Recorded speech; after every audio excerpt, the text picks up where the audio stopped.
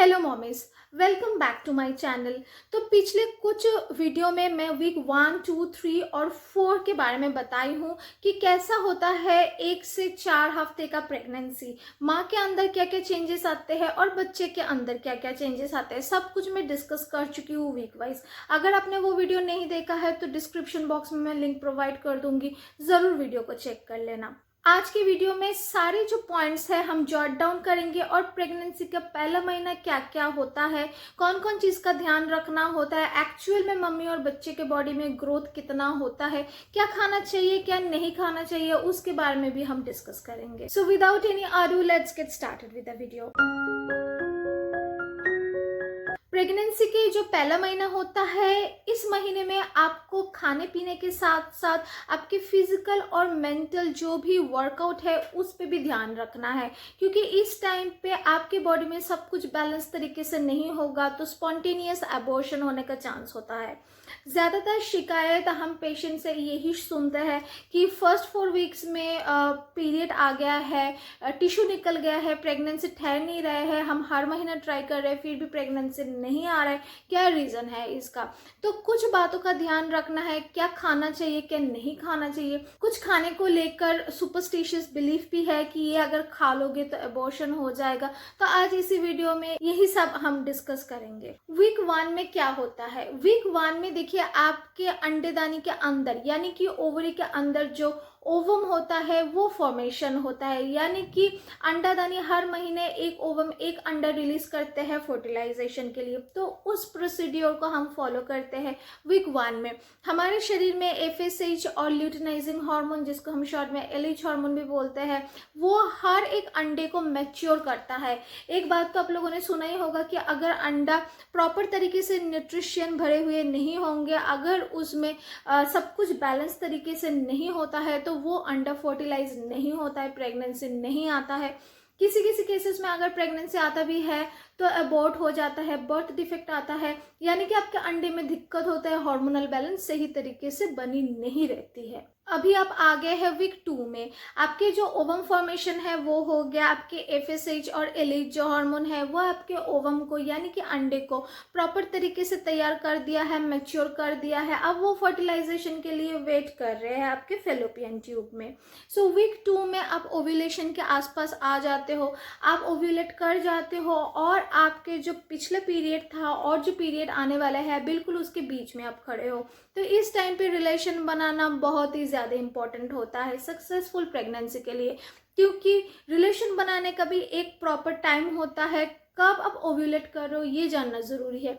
सो ovulation के ऊपर मैं एक डिटेल वीडियो बना चुकी हूँ, नीचे डिस्क्रिप्शन बॉक्स में अगेन मैं लिंक दे दूंगी, ज़रूर चेक कर लेना। सो वीक 2 के एंड में जैसे ही आपने रिलेशन बना लिए हो तो आपके जो अंडा है वो फर्टिलाइज हो गया, यानी कि स्पर्म आके अंडे को फर्टिलाइज कर दिया है।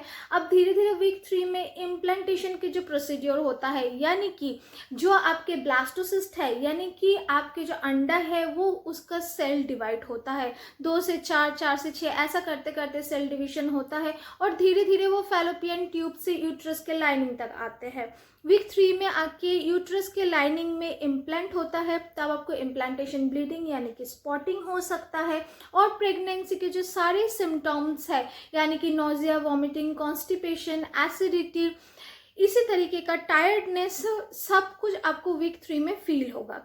अब ज़रूरी नहीं है कि हर किसी को हर टाइप की सिम्टम्स हो, बट जो कॉमन सिम्टम्स है वो यूजुअली 95% ऑफ वीमेन में पाया जाता है। वीक 4 में सेल डिवाइड होके आपके जो छोटा सा अंडा है वो ब्लास्टोसिस्ट में फॉर्मेशन ले लिया है। अब ये ब्लास्टोसिस्ट आके आपके यूट्रस के लाइनिंग पे चिपक गया है, उधर इम्प्लांट हो गया है। जैसे इम्प्लांटेशन होता है आपके शरीर में हार्मोन्स रिलीज करता है। कौन सा हार्मोन? प्रोजेस्टेरोन हार्मोन और एचसीजी हार्मोन, जिसको हम ह्यूमन कोरियोनिक गोनाडोट्रोपिन हार्मोन बोलते हैं, प्रेगनेंसी हार्मोन, जिसके बारे में आप हर वीडियो में सुनते रहेंगे। HCG हार्मोन जैसे आपकी इंक्रीज होगा, आपको अगेन प्रेगनेंसी के जो साइन एंड सिम्टम्स है वो आता रहेगा। और वीक 4 हाई टाइम होता है प्रेगनेंसी टेस्ट करने के लिए, क्योंकि जो प्लान करके प्रेगनेंसी कर रहे हैं उनको तो पता होता ही है कि अभी वीक 4 आ गया है, हमको टेस्ट करना है।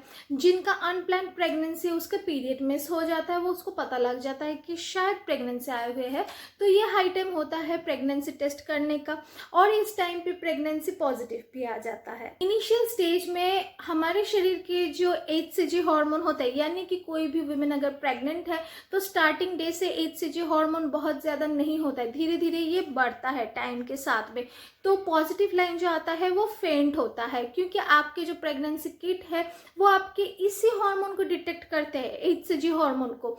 तो स्टार्टिंग में आपके शरीर में कम होता है, इसीलिए जो प्रेगनेंसी पॉजिटिव लाइन आता है वो फेंट आता है। धीरे धीरे टाइम के साथ जैसे आपकी प्रेगनेंसी प्रोग्रेस करेगा तो ये जो पॉजिटिव लाइन है वो भी डार्क होता जाएगा। तो अभी आपके प्रेगनेंसी पॉजिटिव आ गए हैं, अभी आपने सारे आपके फैमिली मेंबर्स के साथ ये गुड न्यूज़ शेयर कर चुके हैं, अपने हस्बैंड को भी बता दिया है। आप जानते हैं कि बेबी का क्या कंडीशन है आपके पेट के अंदर, उसका ग्रोथ कहाँ तक हुआ है। देखिए, जब ये ब्लास्टोसिस्ट फॉर्म होता है और यूट्रस के लाइनिंग पे आके चिपकता है, तो एक बात का ध्यान जरूर रखना है कि ये जो जाइगोट है यानी कि ब्लास्टोसिस्ट है, जब वो सेल डिवाइड कर रहा है अपना, तो उस टाइम पे उसके बॉडी से एक केमिकल निकलता है जो उसको चिपकने में हेल्प करता है यूट्रस के लाइनिंग के साथ, यानी कि एंडोमेट्रिक लाइनिंग के साथ।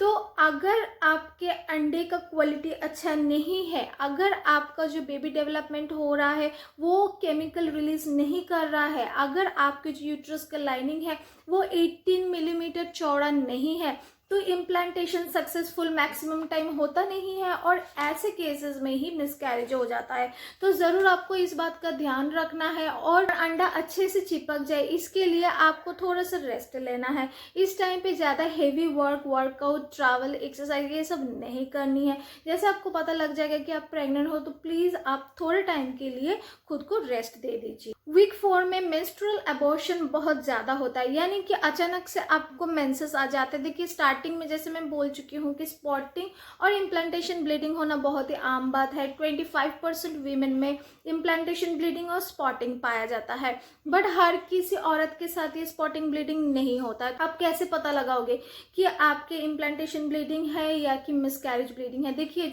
जिनके मिसकैरेज होते हैं उनके भी कुछ दिन बाद हेवी ब्लीडिंग के साथ, मेंसेस के साथ मेंस्ट्रुअल अबॉर्शन हो जाता है। उनको पता भी नहीं लगता है कि वो प्रेग्नेंट थे। जो प्लान करके प्रेगनेंसी करते हैं उनको पता होता है कि अरे हमने तो प्रेगनेंसी के लिए ट्राई किए थे, हमने तो टेस्ट किए थे, पॉजिटिव आ रहा था, लाइन प्रोग्रेस कर रहा था और उसके बाद मेंसेस आ गया तो हमारा अबॉर्शन हो गया। तो इसी बात को ध्यान में रखते हुए खाने पीने का ध्यान रखना है। क्या क्या खाना है, नहीं खाना है, वो मैं आप लोगों को बताती हूँ, पर उससे पहले बेबी के बारे में जान लेते हैं। इस टाइम पे आपके बॉडी में जो सेल डिविजन हो रहा है वो 3 पार्ट में होता है। फर्स्ट पार्ट जो होता है वो बच्चा फॉर्म होता है, यानी कि बॉडी फॉर्म होता है बच्चे का। जो सेकेंड पार्ट होता है सेल डिविजन का, उससे प्लेसेंटा बनता है। प्लेसेंटा बहुत इंपॉर्टेंट चीज है, उसके थ्रू से बेबी सारे न्यूट्रिएंट्स मम्मी के बॉडी से लेते हैं, वेस्ट मटेरियल मम्मी के बॉडी में छोड़ता है, यानी कि ब्लड सप्लाई तक प्लेसेंटा के थ्रू से ही होता है। सेल डिवीजन के थ्रू से थर्ड जो लेयर बनता है उसको बोलते हैं गेस्टुलेशन। गेस्टुलेशन में बच्चे की बॉडी में 3 लेयर बनता है। तो ये 3 लेयर क्या क्या है? देखिए, एक इनर लेयर होता है, एक मिडिल लेयर होता है, एक आउटर लेयर होता है। आउटर लेयर जो हम देख सकते हैं, जैसे कि स्काल के ऊपर वाला सेक्शन हो गया, स्पाइनल कॉर्ड हो गया, स्किन हो गया। मिडिल वाले लेयर में बोन्स होते हैं, मसल्स होते हैं, लंग्स होते हैं, हार्ट होते हैं। और जो इनर लेयर होता है वो अंदर वाला चीज बनता है, जैसे कि आपके आईज हो गया, इसके अंदर रेटिना हो गया, किडनी हो गया, किडनी के फंक्शनिंग सिस्टम हो गया। तो इस टाइम पे ये जो सेल डिवीजन के प्रोसीड्यूर्स होते हैं ये बहुत ही महत्वपूर्ण है। अगर आप अच्छे से रेस्ट लोगे तो ये बहुत ही आसानी से हो जाता है, बट अगर आप अपने आप का ध्यान नहीं रखोगे, अपने ऊपर बहुत ही ज़्यादा स्ट्रेस लोगे तो बहुत ही ईजिली बच्चे निकल जाते हैं, सेल डिवीजन बंद हो जाता है और मेंसेस आ जाता है। अभी आप सोच रहे होंगे कि बेबी का साइज कितना है। देखिए, बेबी एक छोटा सा पॉपी सीड यानी कि खसखस के दाने के जैसा होता है, बिल्कुल छोटा सा होता है। उसका वेट भी 1 ग्राम से कम होता है, 0.1 सेंटीमीटर से भी छोटा होता है। पर उसके अंदर ये सेल डिवीजन का प्रोसेस होता है, ऑर्गन्स बनता है और प्लेसेंटा भी फॉर्म होता है, बेबी धीरे धीरे बड़ा भी होता है। क्या क्या खाना है, क्या क्या नहीं खाना है। देखिए, जब हम फर्स्ट महीने की बात करते हैं तो जब लोगों को पता चलता है कि प्रेगनेंसी पॉजिटिव है, तब से लोग सोचते हैं कि फर्स्ट महीना स्टार्ट हुआ, बट ऐसा नहीं है। आपको वीक 4 में आके पता चलता है कि आपका प्रेगनेंसी पॉजिटिव है, और तब आपके 4 वीक्स ऑलरेडी कंप्लीट हो चुका होता है, यानी कि आप फर्स्ट मंथ गुजर चुके होते हो। तो जो प्लान प्रेगनेंसी करते हैं उनको पता चलता है कि फर्स्ट महीना हमारा स्टार्ट हो गया है first day of last menstrual period से, यानी कि जब आपके पीरियड हुआ था लास्ट मंथ में, उसके फर्स्ट डे से आपका फर्स्ट डे कैलकुलेट होगा, और उसी डेट के ऊपर डिपेंड करके आपका ड्यू डेट मेजर किया जाएगा। तो कोई दिक्कत नहीं है, जैसे आपको पता चलेगा आप प्रोटीन रिच डाइट ले, आपके खाने में विटामिन, कैल्शियम, आयरन ये सब होनी चाहिए। तो मैं कुछ रेसिपीज आप लोग के साथ शेयर करती हूँ, ज़रूर वो आप लोग ट्राई कर सकते हैं। एक अच्छा हेल्दी अंडा होना ज़रूरी है एक सक्सेसफुल प्रेगनेंसी के लिए। अगर आपके अंडे में जान नहीं है, अगर जो ब्लास्टोसिस्ट और बेबी फॉर्मेशन हो रहा है उसके अंदर इतना ताकत नहीं है कि वो इम्प्लांट कर पाए, तो वो प्रेगनेंसी ठहरता नहीं है। उसके लिए आपको प्रोटीन रिच डाइट डे 1 से स्टार्ट कर देनी है, जब से आप प्लान कर रहे हो प्रेगनेंसी का। तो प्रोटीन रिच डाइट कैसे लेना है, आप एक प्रोटीन सैलेड बना सकते हैं, चना, मूंग दाल, मूंगफली, इन सारी चीज़ों के साथ उसमें थोड़ा सा दही ऐड कर सकते हैं, थोड़ा सा चाट मसाला ऐड कर सकते हैं, कुछ फ्रूट्स डाल सकते हैं उसके ऊपर से, उसको खा सकते हैं आप थोड़ा सा ठंडा करके। इससे क्या होता है, आपको खाने में भी अच्छा लगेगा और आपके शरीर में सारे टाइप के प्रोटीन्स जाएगा। ट्राई करने की स्प्राउट्स होता है, जो चने के स्प्राउट्स होते हैं, मूंग दाल के स्प्राउट्स होते हैं, वो खाना भी बहुत अच्छा होता है। इससे बच्चा बहुत ही ज़्यादा हेल्दी होता है। अब आते हैं आयरन और कैल्शियम। देखिए, आप स्मूदी बना सकते हैं दूध, केला, अंजीर, खजूर के साथ आप एक बढ़िया सा स्मूदी बना सकते हैं। उसमें भी थोड़ा सा चाट मसाला और दही डाल सकते हैं, उसको अच्छे से स्मूथ बना के मिक्सर ग्राइंडर में वो आप पी सकते हैं। इवनिंग के टाइम पी सकते हैं, सुबह के नाश्ते में आप पी सकते हैं। उससे बहुत ही अच्छे अमाउंट ऑफ आयरन और कैल्शियम आपके शरीर में जाएगा। उसके साथ साथ जो विटामिन रिच डाइट है वो भी लेना है। देखिए, आपको नॉर्मल खाना पीना जो दाल, चावल, सब्जी, रोटी है, ये तो खाना ही है। याद रखने वाली बात है कि बहुत ज़्यादा स्ट्रिक्ट डाइट आपको नहीं करनी है कि ये नहीं खाना है प्रेगनेंसी में, वो नहीं खाना है, क्योंकि ऐसा करने से आपके जो अंडे का क्वालिटी है वो ख़राब हो जाता है, उस तक सारे मिनरल्स पहुंचता नहीं है। सो सारे टाइप के जो वेजिटेबल्स एंड फ्रूट्स है वो आप खाइए। नट पाउडर सब खा सकते हैं। अगर आपको आमंड, बादाम, कैश्यू नट्स, रेजिन ये सब खाना पसंद नहीं है तो उसका एक चूर्ण बना सकते हैं, उसको आप 1 चम्मच करके खा सकते हैं। और अगर आप पूरा खा सकते हो तो वो भी आप खा सकते हैं। पानी में भिगा देना रात को, सुबह उठ के उसका छिलका उतार के आप खा सकते हैं। आते हैं वीडियो के एंड पार्ट में कि क्या क्या नहीं खाना होती है।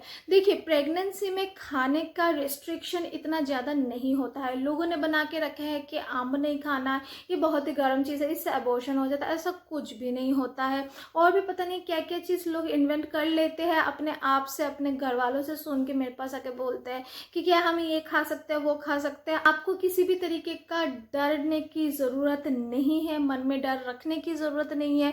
जो आपको मेंटेन करना है वो है पपीता। कच्चा पपीता आपको नहीं खाना है। आप पक्का पपीता भी मत खाइएगा, कुछ टाइम के लिए इसको रेस्ट्रिक्ट कीजिए। उसके साथ साथ पाइनएप्पल नहीं खाना है, पाइनएप्पल का जूस नहीं खाना है, कच्चा पाइनएप्पल, पक्का पाइनएप्पल बिल्कुल नहीं खाना है।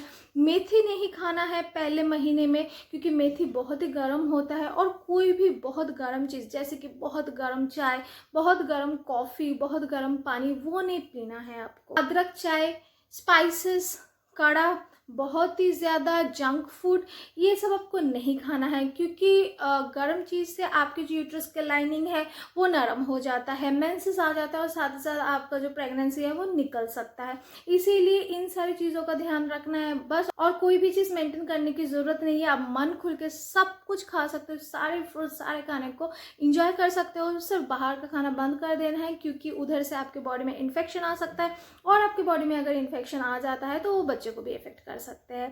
Thank you so much for watching to my video. मिलते हैं नेक्स्ट वीडियो पे किसी नेक्स्ट इंटरेस्टिंग टॉपिक के साथ। टिल देन सारे अच्छे से रहिएगा। Happy pregnancy.